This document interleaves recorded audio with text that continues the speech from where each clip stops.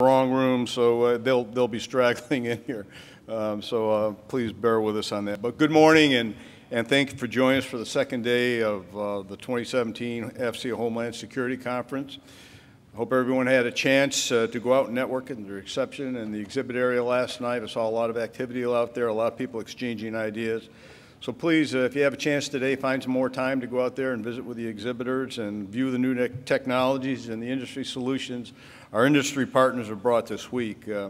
Yesterday, we had a lot of thought-provoking and insightful challenges that were addressed facing both the Homeland Security and the biometric community, and today promises more of the same. So I hope you're able to engage in the discussion. And again, go out there and visit the exhibit floor. And it's going to be open until 5 o'clock tonight. And note that although the main conference, Homeland Security Conference, will end today, the exhibit hall will be open tomorrow to allow you, if you need or would like to spend some more time visiting with our exhibitors. And please note also that tomorrow's keynote address by Secretary Treasury Steve Mnuchin is open to the Homeland Security community and the conference attendees as well. So we invite you and encourage you to take part and listen to what Secretary Mnuchin has to say.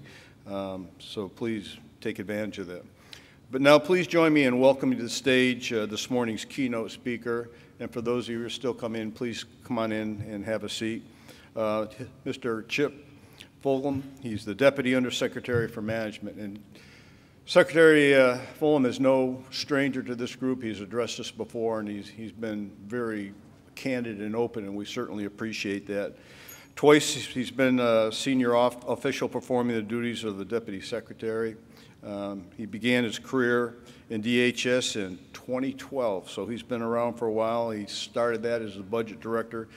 And based on the experience he's got in the Department of Defense, as well as the experience he's got in the Department of Homeland Security, there's probably no one who understands the budget issues and the challenges of budgeting and certainly from a management perspective across the entirety of the Homeland Security Department, the challenges that come there. And we're certainly pleased and thankful that we've got someone of his experience, of his talent, and his caliber performing that position.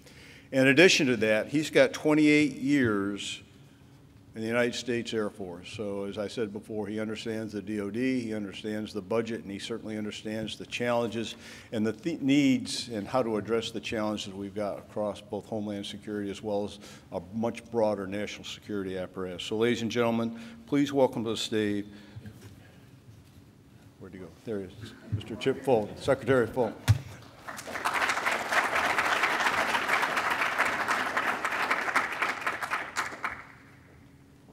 All right, we're going to try this the old-fashioned way. Where's the last guy in the church row back there? Can you hear me back there? You good? All right, great. Because I like to move around a little bit. Well, first of all, for those of you who showed up, thanks. And for those of you who are in another room, too bad. I came here to award 50 contracts this morning. So, I'll be at the back afterwards handing them out. So it is a pleasure to be here this morning. First of all, let me just say our heartfelt thoughts and prayers are continue to be with those in Texas and Florida who have suffered through just a catastrophic, devastating event. I couldn't be more prouder of the department's response, and it is truly a whole-of-government response. To include the folks in this room, the partnerships we have with the private industry to get relief on the ground and get it there quickly, stand-up call centers, all the things that we've been able to do thus far has been truly remarkable. So thank you for your support. Thank you for your continued thoughts and prayers for those folks in need in both regions. So it is a pleasure to be here today.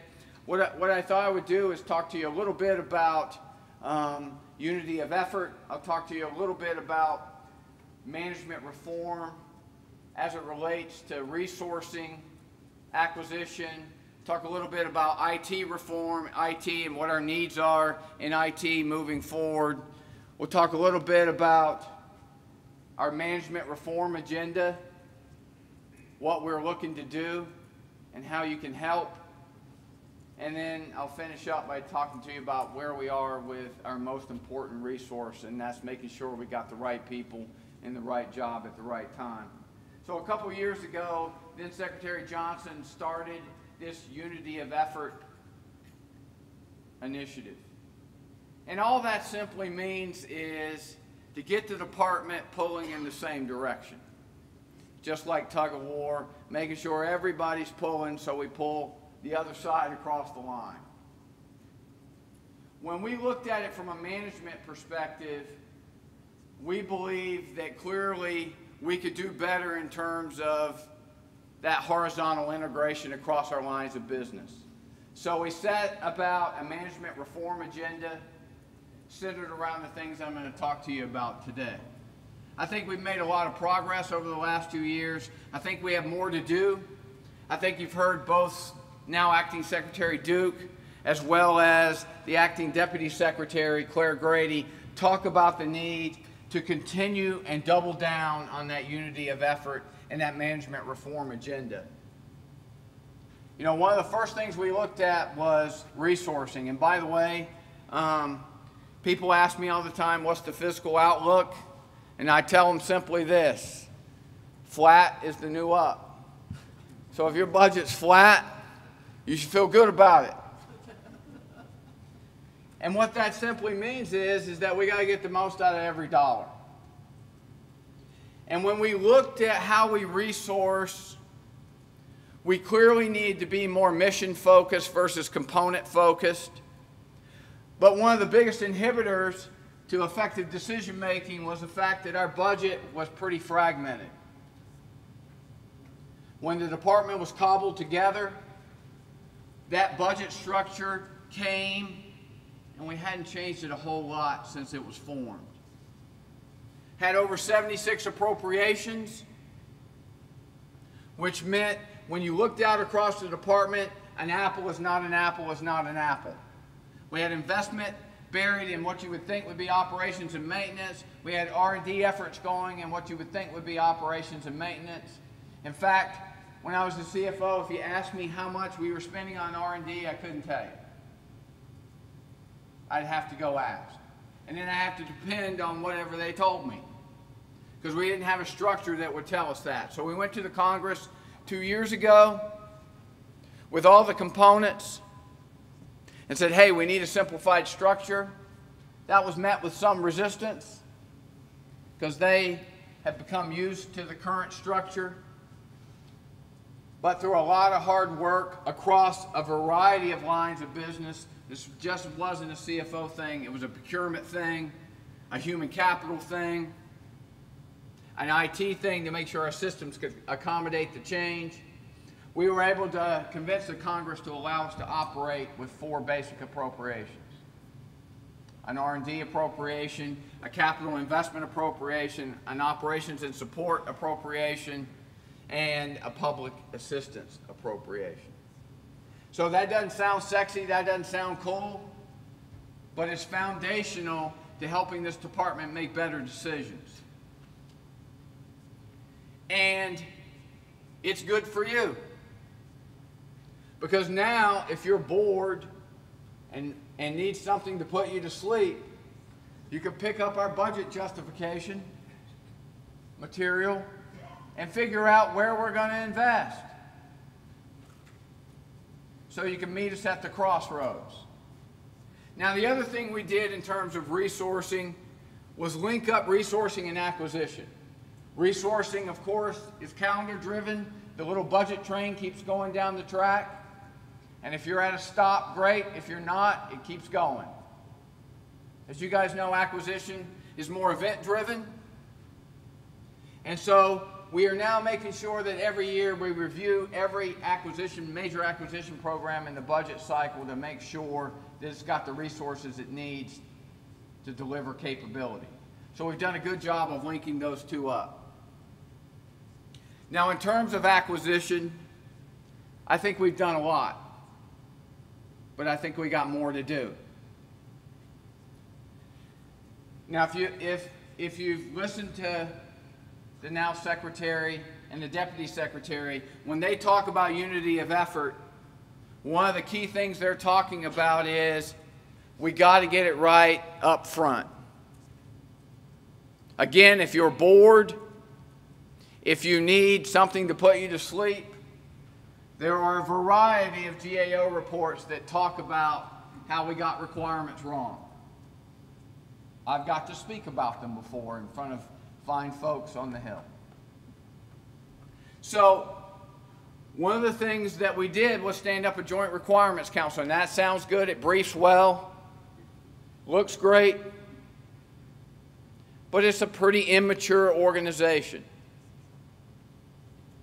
I think we have about 12 folks and about 20 contractors supporting that effort. But what we are trying to do is build strategy that turns into operational plans where we can assess capabilities, identify gaps, and validate needs. We got a ways to go. But under the current leadership, I'm convinced we're going to get there. Because they understand if we get it right up front, the rest of it's going to go okay.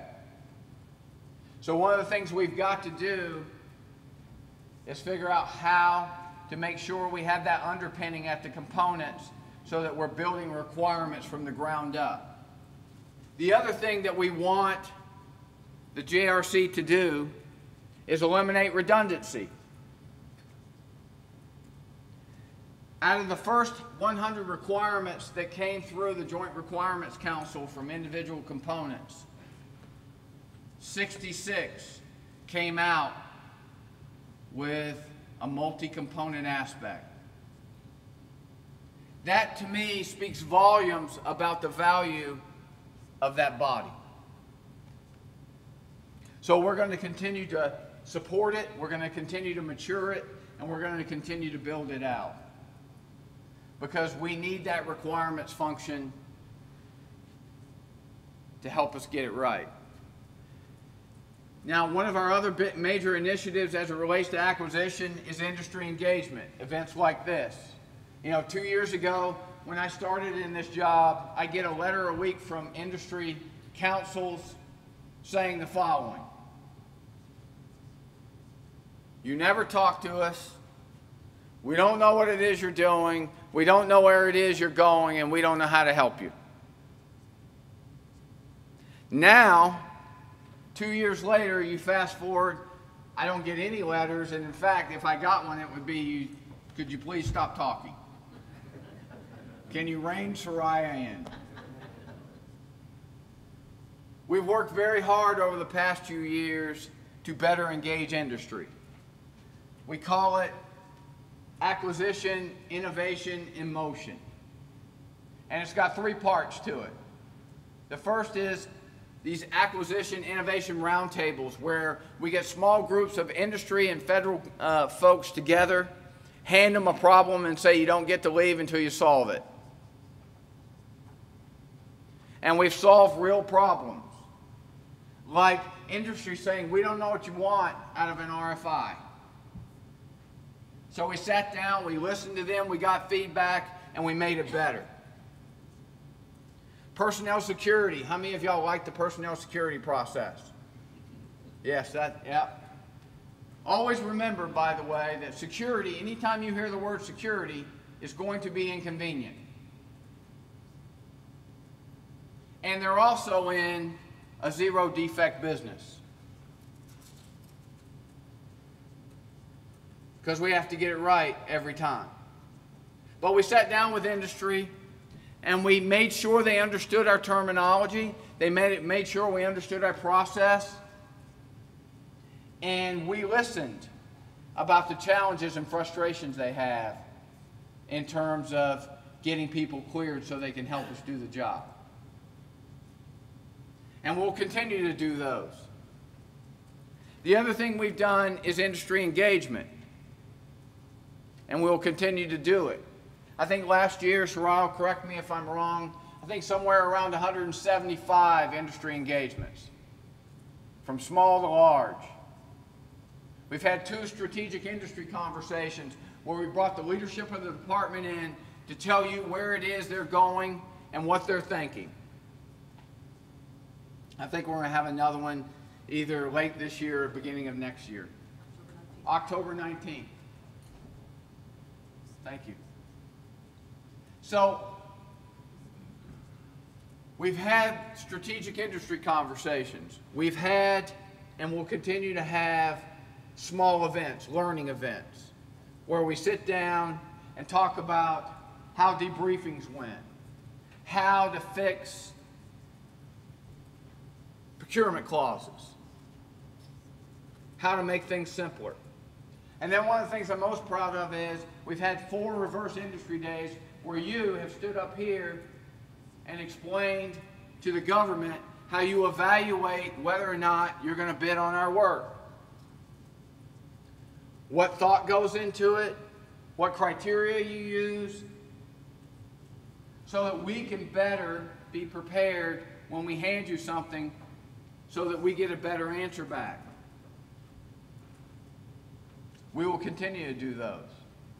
And then the third thing we're doing is the pill. Now, if anybody knows Soraya, I can't think of a better name than the pill for this. What kind of pill you need to take, I'll leave up to you. But Procurement Innovation Lab was set up a couple years ago to basically put our toe on the line every day. To say, okay, this is the rules. How do we use the rules to our advantage? And how can we make them as flexible as possible? We've had some successes. Then Secretary Johnson asked us to deliver Einstein, which is cyber protection capability for the final 25% of the federal government who didn't have it. He asked for it by the end of the fiscal year, and this was May. Now, typically, that's going to take about 6 months. We did it in 87 days. Now, that sounds good and sounds impressive, but if it's still a crappy service, then we just did it faster. So the real measure is, did we deliver capability? And we did. We've had successes, we've had failures. All of y'all are familiar with Flash. We did a lot of great things in Flash. Very innovative in our evaluation process,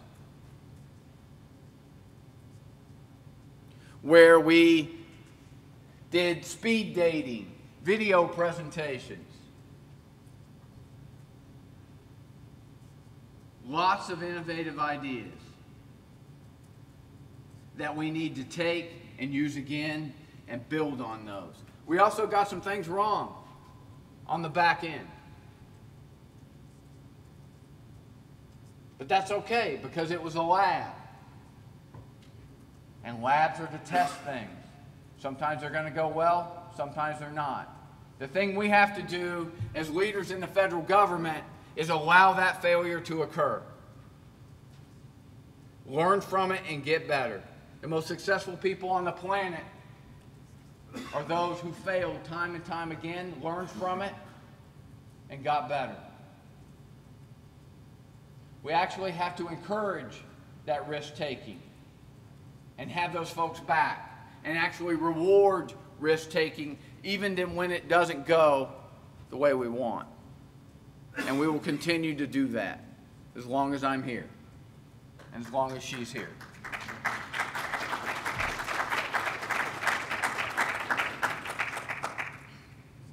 So we'll keep doing those things in acquisition.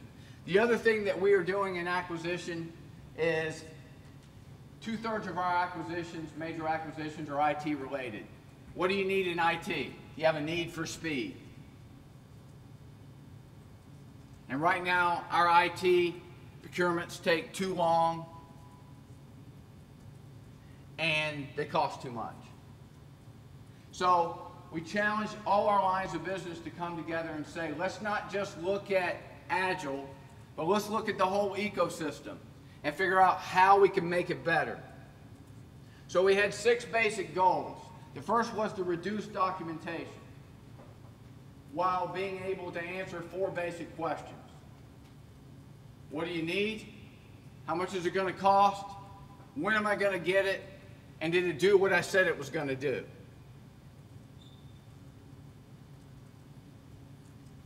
So far, we've been able to reduce documentation by about 34%, which is a good thing. The other thing we are looking hard at is the time it takes to get a document processed. It is amazing to me how long it takes a component to get it out of a component. There are more people who sign off on that document in a component than don't. And in some cases, it takes up to 6 months to get a document out. And whether you like it or not, you're not going to move forward without that document.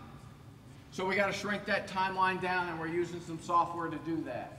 The second thing we looked at was AOAs. So AOAs cost around $1 million, and they take us 12 to 18 months to do.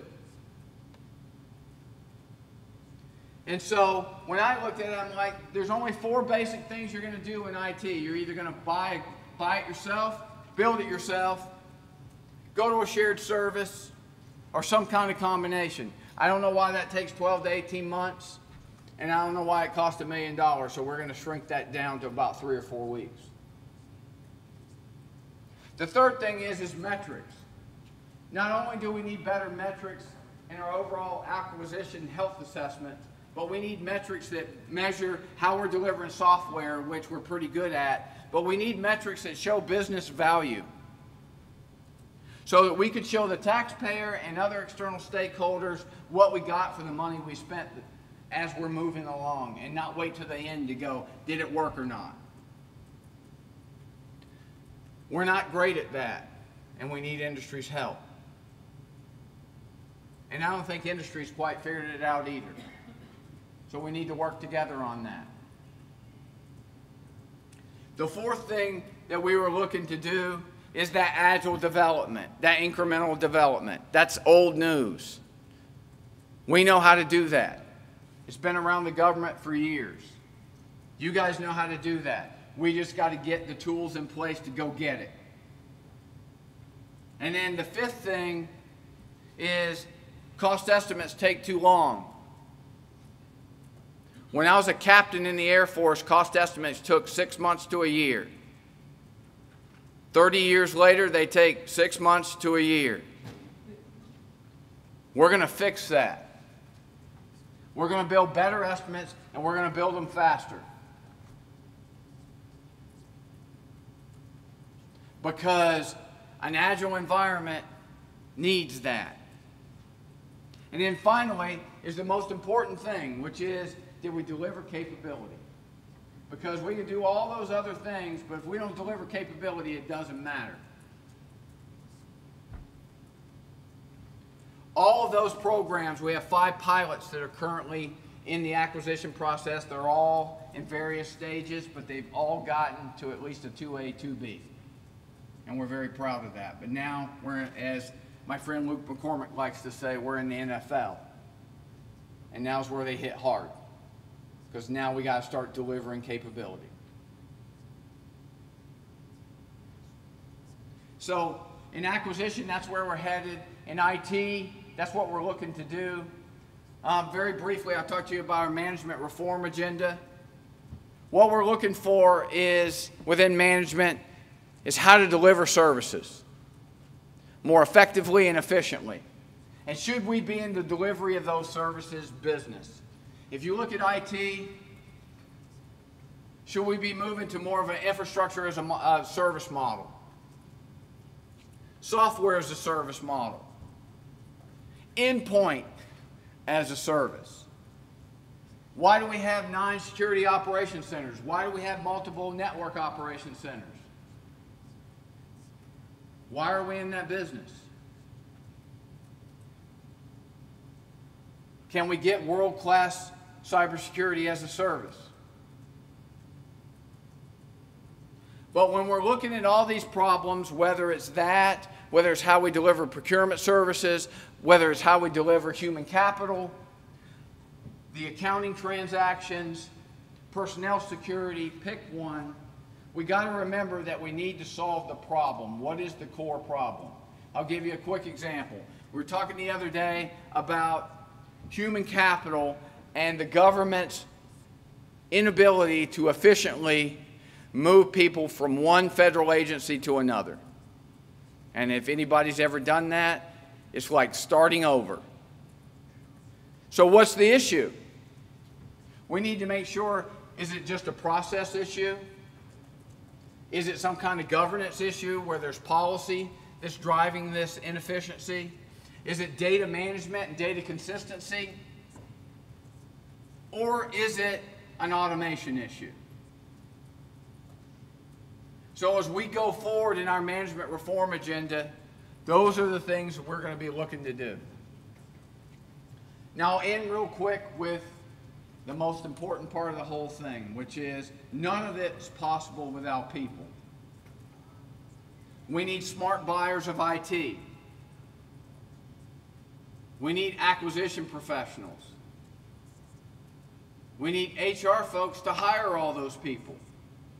We need smart systems accountants. We need people to adjudicate personnel security.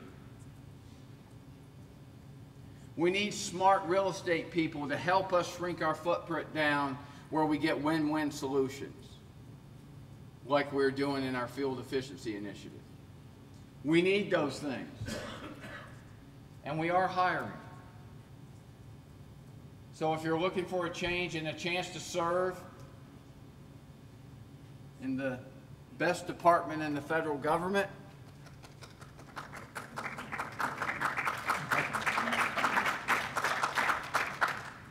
we're waiting on you. Go out to USA Jobs and look, because we've got plenty of opportunity. And I'll finish by simply saying this. Our mission statement says, with honor and integrity, we will safeguard the homeland, our people, and our values. We. And that we is not just the men and women of the United States Coast Guard. It's not just the other 190,000 or so civilians that work in our department. It is the men and women who provide contractor support for us each and every day. We cannot do our mission without you. We depend on that partnership. We appreciate and value that partnership.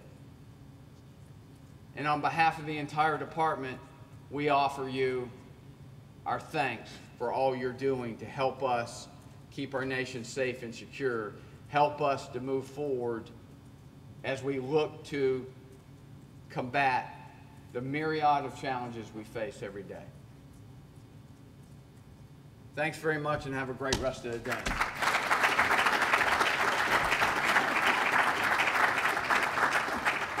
By the way, I got to tell you, this timer was on 30 minutes for like 29, and then so I was like just talking away, and then next thing I know, it's like 1 minute left.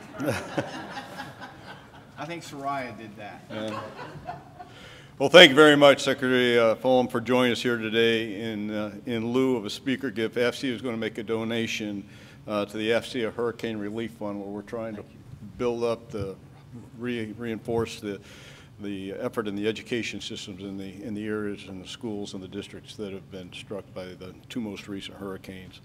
But I want you to know that FC has been with Homeland Security Department for a long time, and we're committed to stay with you and help you work through the requirements pieces that you challenge, the acquisition side, and that's why we hold multiple events like this. So please understand that we've been with you and will stay engaged with you, because I think you just pointed out, or maybe not so subtly, but your mission is so terribly and vitally important to this nation and the protection of this nation. So again, I want you to understand, and please take back that we are totally committed, and we're in this for the long haul with the Department of Homeland Security. Again, you've got a tremendous mission, a mission you got to love, and I hope it's not one that is taken for granted by the American people, but you've got a great workforce and a great team, and we're committed to you. So as we move forward, we want to stay engaged with you. Last night, I know you weren't able to join us, but we gave out several vigilance awards. And in many cases, those awards are given to the unsung heroes, the people that you don't see on a day-to-day basis and don't get recognized and don't get the attention for the great work that the Homeland Security Department does for our nation. And I know you weren't able to attend, and you may not know this, but this award was selected, and the awardees were selected by our industry partners. And so I'm going to present to you today, because you weren't there last night, one of our Vigilance Awards for 2017. And I think this reflects the high esteem in which you are held by your industry partners, whether you realize it or not. But again, congratulations. Appreciate that. Thank you very much.